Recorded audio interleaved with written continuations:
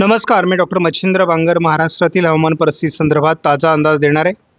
आपण बघतो की छत्तीसगड, ओरिसा, तेलंगणा, केरळ या काही भागात स्थानिक पावसाचं वातावरण आहे. महाराष्ट्रात त्याचा परिणाम नाही आहे, परंतु उत्तर भारतात एक WD आहे. या पलीकडे सिस्टम फारशा प्रभावी नाहीत, परंतु बंगालच्या उपसागराच्या दक्षिणेला नव्याने सिस्टम विकसित होण्याचा अंदाज आहे.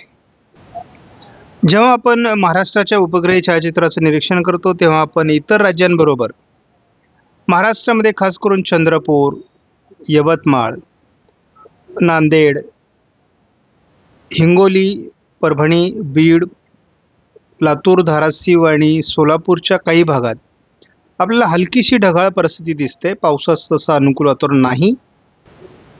आपण सध्या जर भारतातल्या संपूर्ण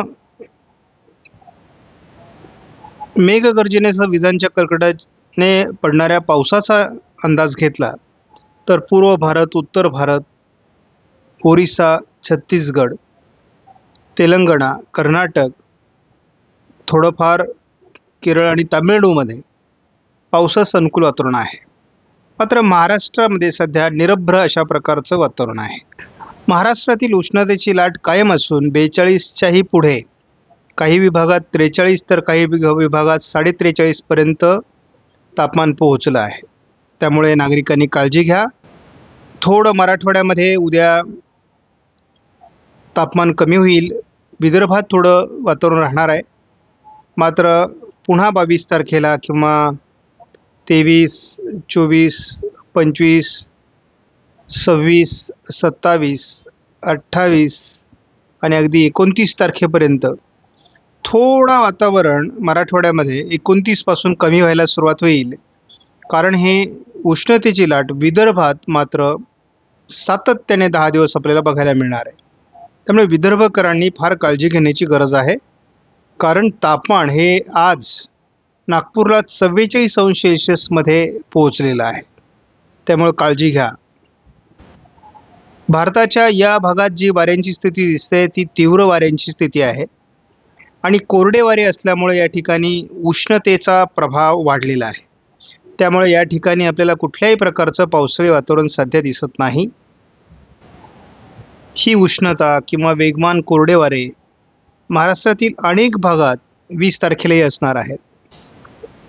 आपण बघतो की मोठ्या विभागावर उष्णतेचे हे कोरडे वारे उपलब्ध असल्यामुळे महाराष्ट्रातील उष्णतामान कायम राहील.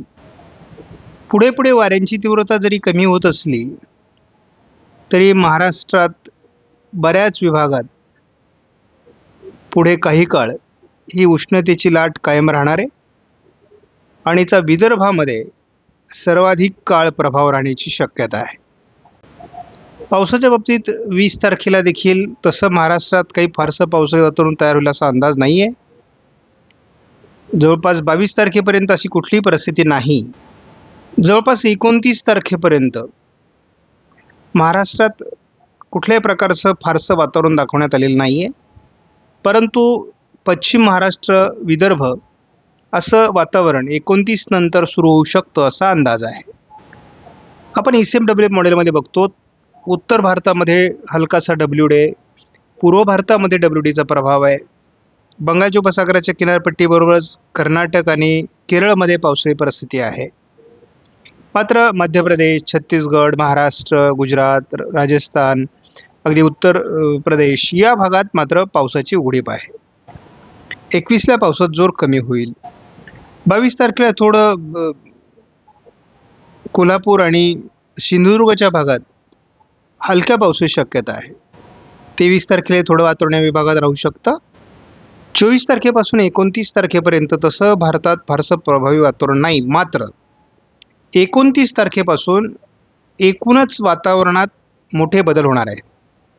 पूर्वेकडचं वातावरण हे अंतर्गत भागात भारताकडे सरकण्याची शक्यता आहे. त्याचबरोबर केरळ आणि कर्नाटकमध्ये देखील पुन्हा पावसाला सुरुवात होऊ शकते. 30 तारखेला आपण बघतो पूर्वेकडून वातावरण भारताकडे सरकताना स्पष्ट दिसते. बंगालच्या उपसागरात आणि अरबी समुद्रात देखील नव्याने सिस्टम तयार होत आहेत. 1 तारखेला देखील पूर्व भारताकडून पावसाचं वातावरण.